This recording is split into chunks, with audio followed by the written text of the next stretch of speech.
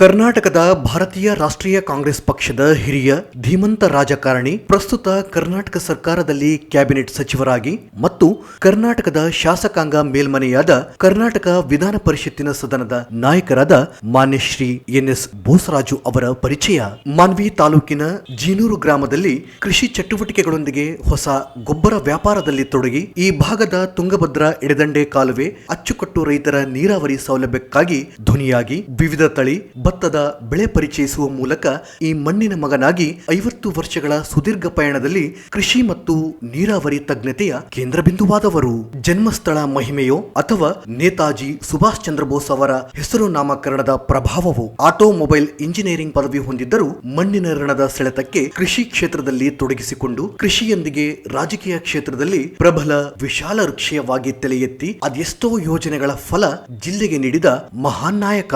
1967ರಲ್ಲಿ ವಿವಾಹ ಜೀವನಕ್ಕೆ ಕಾಲಿಟ್ಟ ಎನ್.ಎಸ್. ಬೋಸರಾಜು ಅವರು ತಮ್ಮ ಸಮೀಪ ಬಂಧುವಾದ ಫಕೀರರಾಜು ಇವರ ಕುಟುಂಬದ ಕೃಷ್ಣವೇಣಿ ಅವರ ಕೈ ಹಿಡಿದರು. ಪತ್ನಿ ಶ್ರೀಮತಿ ಕೃಷ್ಣವೇಣಿ ಅವರು ಕುಟುಂಬ ನಿರ್ವಹಣೆಗೆ ನೆರಳಾಗಿ ವಾಣಿ ಮತ್ತು ಸೀತಾ ಹಾಗೂ ರವಿ ಬೋಸರಾಜು ಮೂವರು ಮಕ್ಕಳೊಂದಿಗೆ ಪತಿ ಎನ್.ಎಸ್. ಬೋಸರಾಜು ಅವರ ಯಶಸ್ಸು ಸಾಧನೆಯ ಬೆನ್ನ ಹಿಂದಿನ ಬೆಳಕಾದರು. 1971ರ ಲೋಕಸಭೆ ಚುನಾವಣೆಯಿಂದ ಆರಂಭಗೊಂಡ ಎನ್.ಎಸ್. ಬೋಸರಾಜು ಅವರ ಸಕ್ರಿಯ ರಾಜಕೀಯ ಜೀವನ 55 ವರ್ಷಗಳಲ್ಲಿ ವಿಶಾಲ ಸಾಗರ ರೂಪ ಪಡೆದು ಕೆಳಮಟ್ಟದಿಂದ ಉತ್ತುಂಗದ ಶಿಖರದವರೆಗೆ ನಾಯಕರೆಂದರೆ ಎನ್.ಎಸ್. ಬೋಸರಾಜುರಂತಿರಬೇಕು ಎನ್ನುವ ಹೆಜ್ಜೆ ಗುರುತು ಬಿಟ್ಟ ಮಹಾನ್ ಚಾಣಕ್ಯ. ಪಕ್ಷನಿಷ್ಠೆ, ಪ್ರಾಮಾಣಿಕತೆ, ಬದ್ಧತೆ, ಸರಳತೆ, ಸಂಸ್ಕಾರ, ವಿನಯ, ಅನುಕರಣೀಯ ಆತಿಥ್ಯದಂತಿರುವ ಬೋಸರಾಜು ಅವರು ಸ್ನೇಹಜೀವಿ, ಎಲ್ಲರನ್ನೂ ಒಗ್ಗೂಡಿಸಿಕೊಂಡು ಹೋಗುವ ನಾವಿಕ.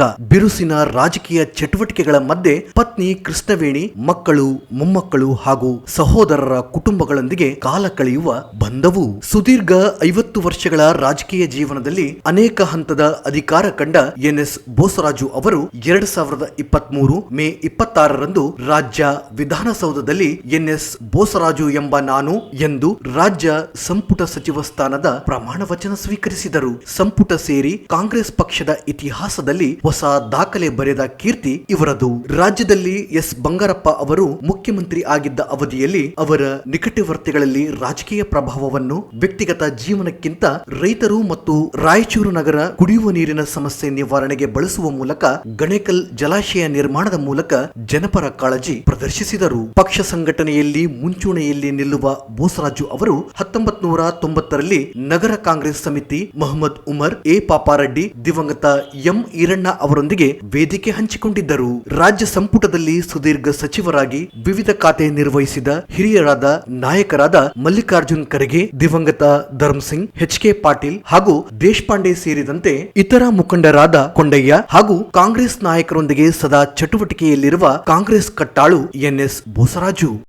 ಕಾಂಗ್ರೆಸ್ ಪಕ್ಷದ ರಾಷ್ಟ್ರೀಯ ಅಧ್ಯಕ್ಷರು ಶ್ರೀಮತಿ ಸೋನಿಯಾ ಗಾಂಧಿ ಅವರೊಂದಿಗೆ ವಿವಿಧ ನಾಯಕರು ಜೊತೆಗೂಡಿ ಪಾಲ್ಗೊಂಡ ಎನ್.ಎಸ್. ಬೋಸರಾಜು ಅವರು ಪಕ್ಷದ ಹೈಕಮಾಂಡ್ ಅಚ್ಚುಮೆಚ್ಚಿನ ನಾಯಕರು. ಶಾಸಕರಾಗಿ 10 ವರ್ಷ, ಸಚಿವರಾಗಿ 2 ವರ್ಷ, ವಿಧಾನಸಭೆ ಅಧಿವೇಶನದಲ್ಲಿ ಮುಖ್ಯಮಂತ್ರಿ ಸಿದ್ದರಾಮಯ್ಯ ಅವರಿಗೆ ಜೊತೆಯಾಗಿ ನಿಂತು ವಿರೋಧ ಪಕ್ಷಗಳಿಗೆ ಉತ್ತರಿಸುವ ಪರಿಷತ್ ಸಭಾ ನಾಯಕ ಎನ್.ಎಸ್. ಬೋಸರಾಜು. ವಿಧಾನಸಭೆ ಕ್ಷೇತ್ರದ ಚುನಾವಣಾ ಪ್ರಚಾರದಲ್ಲಿ ಹಗಲು ರಾತ್ರಿ ಎನ್ನದೆ ತೊಡಗಿಸಿಕೊಳ್ಳುವ ಸಮರ್ಥರಾದ ಬೋಸರಾಜು ಅವರು ರಾಜ್ಯ ಮುಖಂಡರಾದ ಜಿ. ಪರಮೇಶ್ವರ್, ಡಾಕ್ಟರ್ ಶರಣು ಪ್ರಕಾಶ್ ಪಾಟೀಲ್ ಹಾಗೂ ಅಂಪಯ್ಯ ಸಾಹುಕಾರರೊಂದಿಗೆ ಪ್ರಚಾರ.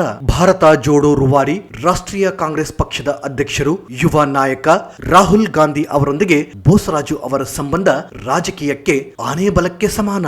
ತೆಲಂಗಾಣ ರಾಜ್ಯದ ಉಸ್ತುವಾರಿ ಕಾರ್ಯದರ್ಶಿಗಳಾಗಿ ಕಾರ್ಯನಿರ್ವಹಿಸಿದ ಎನ್.ಎಸ್. ಬೋಸರಾಜು ಅವರು ತಮ್ಮ ಉಸ್ತುವಾರಿಯಲ್ಲಿ ತೆಲಂಗಾಣ ರಾಜ್ಯದಲ್ಲಿ ಕಾಂಗ್ರೆಸ್ ಅಧಿಕಾರ ತರಲು ಅತ್ಯಂತ ಶ್ರಮವಹಿಸಿದ ನಾಯಕರು. ಇದು ಅಲ್ಲಿಯ ಮುಖ್ಯಮಂತ್ರಿ ಅವರ ಮಧ್ಯದ ಸಂಬಂಧ ಮತ್ತಷ್ಟು ಗಾಢಕ್ಕೆ ಕಾರಣವಾಗಿದೆ. ಭಾರತ ಜೋಡೋ ರೂವಾರಿ ರಾಷ್ಟ್ರೀಯ ಕಾಂಗ್ರೆಸ್ ಮಾಜಿ ಅಧ್ಯಕ್ಷರಾದ ಗೌರವಾನ್ವಿತ ರಾಹುಲ್ ಗಾಂಧಿಯವರ ಆಪ್ತ ವಲಯ ಸಚಿವ ಎನ್.ಎಸ್. ಬೋಸರಾಜು ಹಾಗೂ ಅವರ ಪುತ್ರ ರವಿ ಬೋಸರಾಜು. ಮಲೆಯ ಮಹದೇಶ್ವರ ಬೆಟ್ಟದ ಸುತ್ತೂರು ಶಾಖಾ ಮಠದ ಶ್ರೀ ಶಿವರಾತ್ರಿ ದೇಶಿ ಕೇಂದ್ರ ಮಹಾಸ್ವಾಮಿಗಳ ಆಶೀರ್ವಾದ ಪಡೆಯುತ್ತಿರುವ ಎನ್ಎಸ್ ಬೋಸರಾಜು ಅವರು ಕೊಡಗು ಜಿಲ್ಲೆಯ ಉಸ್ತುವಾರಿ ಸಚಿವರಾಗಿ ವಿವಿಧ ಅಭಿವೃದ್ಧಿ ಕಾಮಗಾರಿಗಳಲ್ಲಿ ಸಕ್ರಿಯವಾಗಿ ತೊಡಗಿಸಿಕೊಂಡ ಬೋಸರಾಜು ಯಾವುದೇ ಜಿಲ್ಲೆಯಾದರೂ ಅಭಿವೃದ್ಧಿ ಕಾರ್ಯಗಳಿಂದ ಸರಿಯದ ಅಪರೂಪದ ನಾಯಕ. 2009ರಲ್ಲಿ ತುಂಗಭದ್ರಾ ಮತ್ತು ಕೃಷ್ಣಾ ನದಿಯಲ್ಲಿ ಉಕ್ಕಿದ ಪ್ರವಾಹದ ಸಂದರ್ಭದಲ್ಲಿ ಉಂಟಾದ ಬೀಭತ್ಸ ನೆರೆ ಪೀಡಿತರ ಪ್ರದೇಶ ವೀಕ್ಷಣೆಗೆ ಆಗಮಿಸಿದ್ದ ಸಚಿವರಾದ ಎಚ್.ಕೆ. ಪಾಟೀಲ್ ಅವರೊಂದಿಗೆ ಸ್ಥಿತಿಗತಿಯ ಸಮೀಕ್ಷೆ. ಮಾಜಿ ಮುಖ್ಯಮಂತ್ರಿ ಎಸ್.ಎಂ. ಕೃಷ್ಣ, ಕೇಂದ್ರ ನಾಯಕರಾದ ಗುಲಾಂ ನಬಿ ಆಜಾದ್ ಹಾಗೂ ಜನಾರ್ದನ್ ಪೂಜಾರಿ ಮತ್ತು ಕೆ. ವಿರೂಪಾಕ್ಷಪ್ಪ ಅವರೊಂದಿಗೆ ಬೋಸರಾಜು ಅವರ ಒಡನಾಟದ ಚಿತ್ರ. ತುಂಗಭದ್ರಾ ಕಾಡಾ ಅಧ್ಯಕ್ಷರಾಗಿ ಅಧಿಕಾರ ಸ್ವೀಕಾರ. ಕೇಂದ್ರ ಸಚಿವರಾಗಿದ್ದ ಪ್ರಣಬ್ ಮುಖರ್ಜಿ ಅವರನ್ನು ದೆಹಲಿಯಲ್ಲಿ ಸತ್ಕರಿಸುತ್ತಿರುವ ಚಿತ್ರ. ಕಾಡಾ ಅಧ್ಯಕ್ಷರಾಗಿ ಅಧಿಕಾರ ಸ್ವೀಕಾರ. ಘನವೆತ್ತ ಮಾಜಿ ರಾಷ್ಟ್ರಪತಿಗಳಾದ ಪ್ರತಿಭಾ ಪಾಟೀಲ್ ಹಾಗೂ ಮಾಜಿ ಮುಖ್ಯಮಂತ್ರಿ ದಿವಂಗತ ಧರ್ಮಸಿಂಗ್, ಕೆಪಿಸಿಸಿಯ ಅಧ್ಯಕ್ಷರಾದ ಮಲ್ಲಿಕಾರ್ಜುನ್ ಖರ್ಗೆ, ಸಚಿವರಾದ ಎಚ್.ಕೆ. ಪಾಟೀಲ್ ಅವರೊಂದಿಗೆ ಎನ್ಎಸ್ ಬೋಸರಾಜು ಅವರು ತುಂಗಭದ್ರಾ ಎಡದಂಡೆ ಕಾಲುವೆ ಅಚ್ಚುಕಟ್ಟು ಪ್ರದೇಶದ ರೈತರಾಗಿ, ಆ ಭಾಗದ ನಾಯಕರಾಗಿ ತುಂಗಭದ್ರಾ ಕಾಡಾ ಅಧ್ಯಕ್ಷರಾಗಿರುವ ಅಪರೂಪದ ಅವಕಾಶ ಅವರದಾಗಿತ್ತು. ಬೋಸರಾಜು ಅವರು ತಮ್ಮ ರಾಜಕೀಯ ಸುದೀರ್ಘ ಕಾಲಾವಧಿಯಲ್ಲಿ ಕಾಡಾ ಅಧ್ಯಕ್ಷರು, ಎಚ್.ಕೆ.ಡಿ.ಬಿ ಅಧ್ಯಕ್ಷರು, ದಿವಂಗತ ಧರ್ಮಸಿಂಗ್ ಅವರ ಮುಖ್ಯಮಂತ್ರಿಯಾಗಿದ್ದ ಅವಧಿಯಲ್ಲಿ ರಾಜಕೀಯ ಕಾರ್ಯದರ್ಶಿಗಳಾಗಿ ರಾಜ್ಯಕ್ಕೆ ಸೇವೆ ಸಲ್ಲಿಸಿದ್ದಾರೆ. ಅವರಿಗೆ ಒದಗಿ ಬಂದ ಅವಕಾಶಗಳನ್ನು ಅತ್ಯಂತ ಸಮರ್ಥ ಮತ್ತು ಜನ ಉಪಯೋಗಕ್ಕೆ ಬಳಸಿದ ಜನಪರ ನಾಯಕರಾಗಿದ್ದಾರೆ. ಎನ್ಎಸ್ ಬೋಸರಾಜು ಅವರು ಕೃಷಿಯ ಮೂಲಕ ತಮ್ಮ ಜೀವನ ಆರಂಭಿಸಿ ಕೃಷಿ ಸಮಸ್ಯೆಗಳಿಗೆ ಧ್ವನಿಯಾಗಿ ಈ ಭಾಗದಲ್ಲಿ ನಾಯಕತ್ವದ ಮೂಲಕ 1969ರಲ್ಲಿ ಕಾಂಗ್ರೆಸ್ ಪಕ್ಷದ ಸದಸ್ಯರಾದವರು.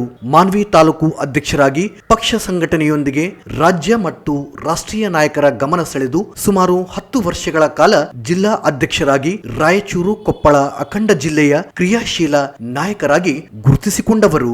ಬೋಸರಾಜು ಅವರನ್ನು ಅಭಿವೃದ್ಧಿಯ ಹರಿಕಾರ ಎಂದೇ ಗುರುತಿಸಲಾಗುತ್ತದೆ. ಕ್ರೀಡೆ, ಸಾಹಿತ್ಯ, ಸಾಂಸ್ಕೃತಿಕ ಮತ್ತು ಇನ್ನಿತರೆ ಚಟುವಟಿಕೆಗಳಿಗೂ ಪ್ರೋತ್ಸಾಹಿಸುವ ಅಪರೂಪದ ನಾಯಕತ್ವ ಹೊಂದಿದವರು. ಬಂದ ಅಧಿಕಾರದ ಅವಧಿಯಲ್ಲಿ ಅಭಿವೃದ್ಧಿಗೆ ಆದ್ಯತೆ ನೀಡುವ ಜನಪರ ನಾಯಕರು. ಶಿಕ್ಷಣ ಪ್ರೇಮಿಗಳಾಗಿ ಎನ್ಎಸ್ ಬೋಸರಾಜು ಅವರು ಈಗಿನ ಟ್ಯಾಗೋರ್ ಸ್ಮಾರಕ ಶಿಕ್ಷಣ ಸಂಸ್ಥೆಯಲ್ಲಿ ನಡೆಯುವಂತಹ ಎಸ್ಆರ್ಕೆ ಶಿಕ್ಷಣ ಮಹಾವಿದ್ಯಾಲಯಕ್ಕೆ ಶ್ರೀಯುತರು ತಾಯಿಯ ಹೆಸರಿನಲ್ಲಿ ಧನ ಸಹಾಯವನ್ನ ಮಾಡಿದರು.